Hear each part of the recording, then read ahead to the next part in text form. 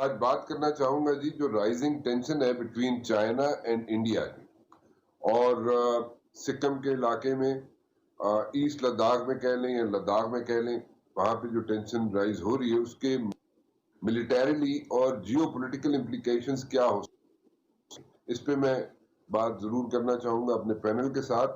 اس کے علاوہ ایک 1993 میں لائن آف ایکچوئل کنٹرول کا ورڈ یوز کیا جانا شروع کیا گیا۔ سو یہ لائن آف ایکچوئل کنٹرول ہے یا لائن آف ایکچوئل کانٹیکٹ ہے، اور ابھی بھی ہم دیکھ رہے ہیں کہ یہ ورڈ یوز ہو رہا ہے کہ line of actual control. So there is a difference between line of actual control and line of actual contact. So اس پہ بھی میں بات کرنا چاہوں گا کہ ایکچولی ہے کیا، ہم کون سا ورڈ یوز کریں، line of actual control use کریں یا line of actual contact use کریں، کیونکہ دونوں کے معنی ڈفرنٹ ہے۔ اب جو 9 مئی کو جو ایشو کھڑا ہوا، جو نارتھ سکم میں جو ایشو کھڑا ہوا، اس کے ایک علاقہ ہے نکل، میں اگر پروناؤنس غلط کر رہا ہوں تو مجھے ایکسکیوز کر دیجئے گا۔ وہاں پہ پی ایل اے گارڈز کے درمیان جو پہلا جو انیشلی جو واقعہ یہاں پہ ایمرج ہوا وہ یہ تھا کہ وہاں پہ 9 اپریل میں نکل کے علاقے میں یہاں پہ پرابلمز کریٹ ہونا شروع ہو گئیں between Chinese troops and Indian troops. اب یہ سلسلہ اسی طرح جاری رہے گا یا نہیں، اور اس کی کیا امپلیکیشنز ہو سکتے ہیں گلگت بلتستان پہ، نمبر 1۔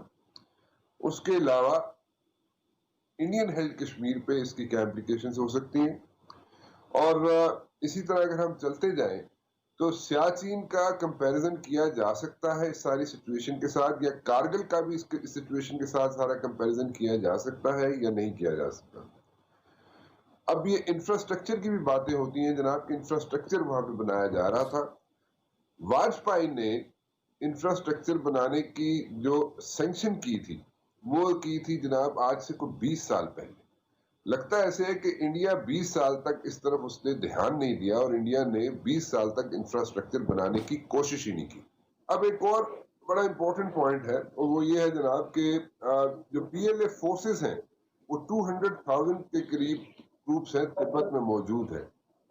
اب اس کا امپیکٹ کیا پڑے گا، اور ابھی ہم جو ریسنٹلی جو باتیں سنتے ہیں کہ نو بلٹ فائرڈ، اور جناب یہاں پہ فسٹ فائٹنگ ہو رہی ہے یا ڈنڈوں سے لڑائی ہو رہی ہے، اس کا بھی ریزن ہے۔ اس کا ریزن یہ ہے کہ جناب کیا وہ ایگریمنٹ ریزن ہے جو ہوا تھا لداخ کے بارے میں چائنا اور انڈیا کے درمیان 90s میں، یا کوئی اور ریزن ہے؟ تو یہ ساری باتیں میں ڈسکس کرنا چاہوں گا آج ہی۔ میں اپنے ویورز کو ایک چیز یہاں پہ ایڈ کرنا چاہتا ہوں اور ایکسپلین کرنا چاہتا ہوں۔ میں چاہتا ہی یہ ہوں کہ میں اس یہ جو رائزنگ ٹینشن ہے between China and India as far as east Ladakh یا لداخ از کنسرنڈ یا سکم از کنسرنڈ، اس پہ میں 2 پارٹس کر رہا ہوں جی۔ دوسرا پارٹ جو ہے کل رات کو 8 بجے آپ دیکھیں گے۔ اس کی ضرورت اس لیے پیش آئی کہ ہمارے پاس ٹائم کنسٹرینٹس ہوتے ہیں، اور ٹائم کنسٹرینٹ میں ہم لوگ ساری بات جو ہوتی ہے وہ احسن طریقے سے کر نہیں سکتے، ایکسپلین کر نہیں سکتے، and this is a very important point, اور یہ پورے ریجن کے لیے بلکہ پوری دنیا کے لیے ایک ایسا سینیریو ہے جو ڈیولپ ہو رہا ہے جس پہ ڈیٹیل میں گفتگو کرنا بہت ضروری ہے۔ اور میں اس کو اس لیے 2 حصوں میں ویری آؤٹ اسٹینڈنگ پینل جی، اور اس کا انٹروڈکشن میں آپ کو کراتا چلوں۔ میرے ساتھ موجود ہیں سردار مسعود خان صاحب، صدر آزاد جموں کشمیر، سفارتکار بھی رہ چکے ہیں۔ ڈاکٹر ہما بقائی صاحبہ، ان کی انپٹ بڑی نیوٹرل ہوتی ہے اور بڑی ریالٹی چیک دیتی ہیں وہ جناب۔ میجر جنرل طارق رشید خان صاحب ہیں جناب، سفیر رہ چکے ہیں، دفاعی تجزیہ کار بھی ہیں، آپریشنل کمانڈر رہ چکے ہیں بلوچستان میں، انسٹرکٹر بھی رہ چکے ہیں نیشنل ڈیفنس یونیورسٹی میں، اور میجر جنرل اعجاز ایوان صاحب دین اگین ڈیفنس اینالسٹ جی۔ آپ سب کا بہت بہت شکریہ جی۔ پریزیڈنٹ صاحب آپ سے شروع کرنا چاہوں گا۔ لڑائی جھگڑے تو کرنے میں مطلب کہ ہم فوراً اسٹریٹجی اپنی بتا دیتے ہیں کہ جناب اس طرح لڑائی کر لو جی، لیکن آپ بتا دیں ساری سچویشن سے آپ کیا سمجھتے ہیں کہ ایک تو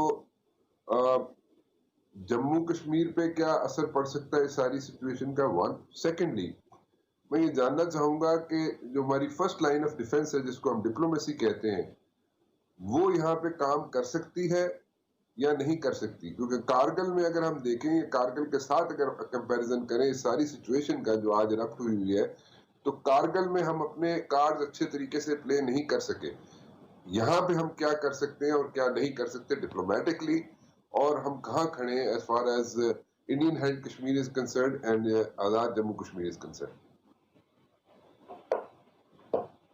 بہت بہت شکریہ رانا صاحب. سب سے پہلے تو میں آپ کی اس سلسلے میں تعریف کرنا چاہتا ہوں کہ آپ نے ایک بہت جامع تعارف کروایا پورے کے پورے موضوع کا، اور اس میں آپ نے احاطہ کر لیا ہے جو بھی قانونی یا تکنیکی معاملات ہیں اس سلسلے میں. تو اس طریقے سے بحث ذرا آسان ہو گئی ہے، اور جو براہ راست آپ نے مجھ سے 2 سوالات پوچھے ہیں ان کا میں جواب دیتا ہوں، اور اس کے بعد اس میں تھوڑا سا اضافہ بھی کروں گا.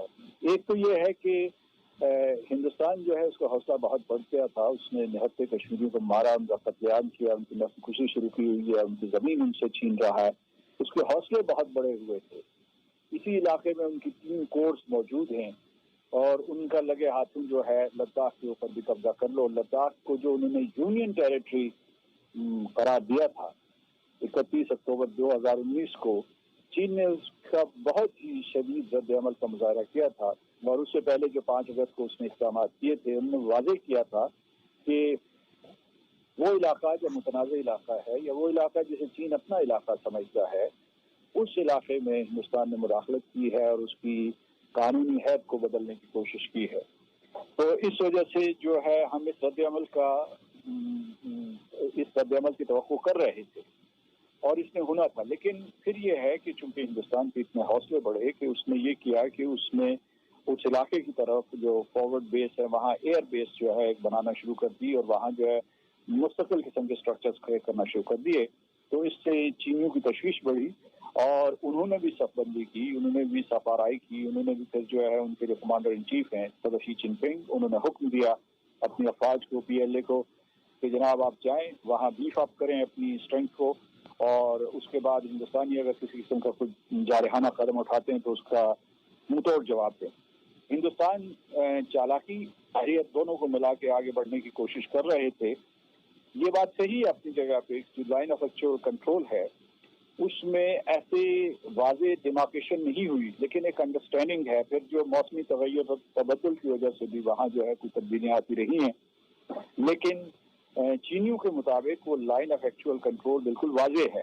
اس میں کوئی کسی قسم کا ابہام نہیں تھا جس سے شک و شبے میں تبدیل کرنے کی کوشش کر رہے تھے ہندوستانی. تو جو کشمیر کے اوپر اس کا اثر پڑے گا وہ یہ ہوا، جو آپ کا سوال ہے اور بڑا اہم سوال ہے، وہ یہ ہے کہ ہندوستان نے جو ہے تقریباً 73 سال سے کوشش کی ہے کہ مسئلہ کشمیر ایک داخلی معاملہ بن جائے اور دب جائے، اور قتل عام ہو، نسل کشی ہو، لیکن دب جائے یہ مسئلہ. لیکن یہ 1947 میں بھی ایک بین الاقوامی مسئلہ تھا، اور آج چین کی یہ جو ہندوستان اور چین کا تصادم ہوا ہے اس کی وجہ سے مزید بین الاقوامی معاملہ بن گیا ہے. 3 جوہری ریاستیں ہیں جو ایک دوسرے کے ساتھ جو ہے ان کی کانٹیگیوٹی ہے، اور اس کی وجہ سے اس کی بین الاقوامی عہد بڑھتی چلی جائے گی.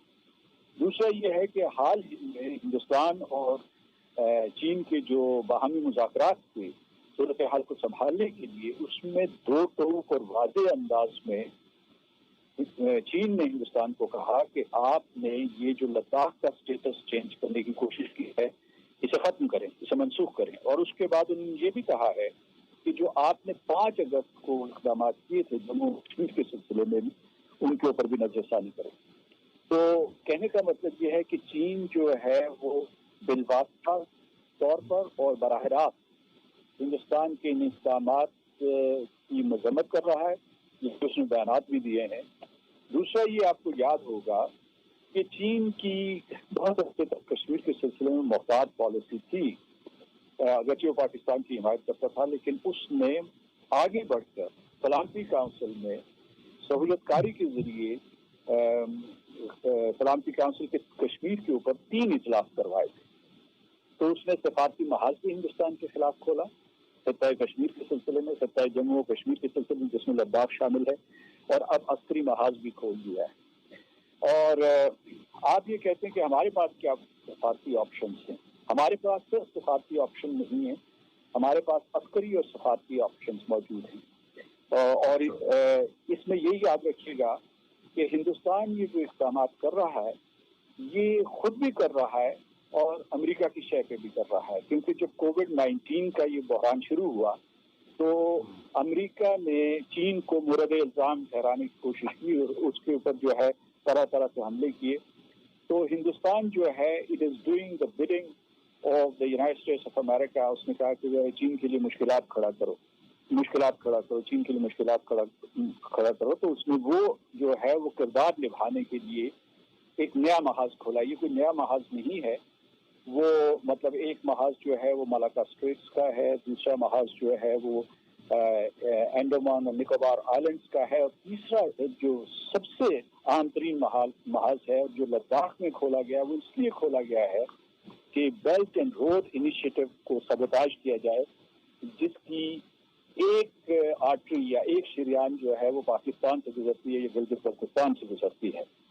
ہمارے پاس بے تحاشا آپشنز ہیں، یعنی یہ ایک موقع کھلا ہے کہ ہم ہندوستان جو کشمیر میں دہشت گردی کر رہا ہے یا پاکستان کے خلاف جو جارحیت کے لیے وہ بیانات دیتے رہتے ہیں، راجناتھ سنگھ ہو یا ان کا وزیر اعظم ہو یا راشٹریہ موہن بھگوت ہو، یہ سارے کے سارے جو دیتے رہتے ہیں اس کو دنیا میں ایکسپوز کیا جائے. راشٹریہ سوئم سیوک سنگھ جو ہے اس کو ایک دہشت گرد تنظیم قرار دلوایا جائے. تو یہ کچھ اقدامات ہیں. چین جو ہے وہاں جو PLA سوچ رہی ہے یا جو ان کی کمیونسٹ پارٹی سوچ رہی ہے، ان کا یہ خیال ہے کہ یہ انسرکل کرنے کی کوشش کر رہے ہیں چین کو، وہ ساؤتھ چائنا سی ہو، وہ یہ جو لداخ کا محاذ ہو، وہ سکم ہو یا وہ اروناچل پردیش ہو. تو وہ سمجھتے ہیں کہ ان تمام محاذوں کو کھول کے وہ چین کو ایک قسم کا دائرہ کھینچنے کی کوشش کر رہے ہیں اور وہ اس کا ڈٹ کر مقابلہ کریں گے. ایک چھوٹا سا میرا سوال ہے پریزیڈنٹ صاحب، کیا انڈیا وہ رول پلے کر سکے گا جو پاکستان نے کولڈ وار ایرا میں پلے کیا تھا؟ مطلب کہ ساری دنیا اس کے ساتھ کھڑی ہو گئی تھی، ایک سپر پاور کو ڈس انٹیگریٹ کرنا تھا یا کرنا چاہتے تھے. وہ رول تو انڈیا میرے خیال میں نہیں پلے کر سکتا، کیونکہ یہاں پہ اکنامک جو انٹرسٹ ہے وہ بھی ہے انڈیا کے چائنا کے ساتھ. جی، اس سلسلے میں عرض کروں کہ اس وقت جو ہندوستان اور چین کے درمیان تجارتی حجم ہے مجموعی طور پر، وہ کوئی تقریباً لگ بھگ 90 بلین کے قریب ہے، لیکن ہندوستان کو کوئی تقریباً $53 بلین کا جو ہے خسارہ ہے. تو اس وجہ سے ہندوستان کے پاس اس وقت دو آپشنز ہیں جس کے بارے میں بہت کھل کر بحث و تنقید ہو رہی ہے. ایک ان کی خواہش ہے کہ جس دلدل میں وہ پھنس گئے ہیں اس سے امریکہ آ کے ان کو بچائے. اچھا، امریکہ کی توجہ بٹی ہوئی ہے.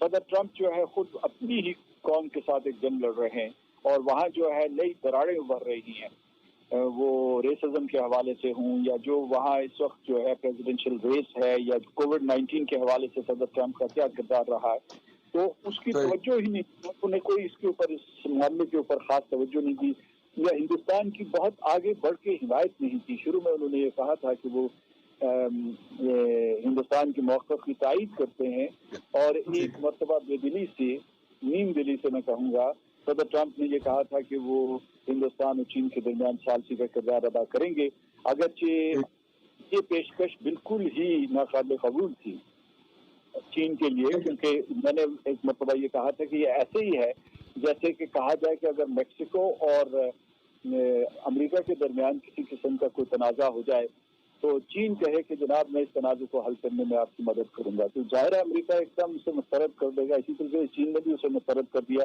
اب آتے ہیں ٹریڈ کے اوپر، ان کے معاشی تعلقات کے اوپر. جو تجارتی حجم ہے، میں نے کہا کہ وہ 90 بلین کے قریب ہے، اور دوسرا جو ہے جو فورن ڈائریکٹ انویسٹمنٹ ہے چائنا کی، وہ 2.5 بلین کے قریب ہے. ہو سکتا ہے اس سے تھوڑی زیادہ ہو، لیکن میرے پاس جو ہے یہی اعداد و شمار ہیں. ہندوستان یہ کارڈ کھیلنا چاہتا ہے، لیکن ہندوستان اگر ایسا کرے گا تو وہ اپنے گلے کے اوپر بھی چھری پھیر رہا ہوگا. یعنی چین کی طرف سے دھمکی نہیں آئی کہ جناب ہم اپنا معاشی کارڈ یا تجارتی کارڈ استعمال کریں گے. ہندوستان کی طرف سے آ رہی ہے کہ جناب ان کی طرف جو ہے اپنی ایکسپورٹس گھٹا دو یا وہاں سے جو سرمایہ کاری آ رہی ہے اس کو ختم کر دو. انہوں نے کچھ اس قسم کے اقدامات کیے ہیں، لیکن میں نہیں سمجھتا کہ اس قسم کی ڈس انسینٹیوز کے ذریعے وہ کسی صورت میں چین کو پسپا کر سکتے ہیں. اور دوسرا یہ ہے کہ اصل بات ہے ہمت کی.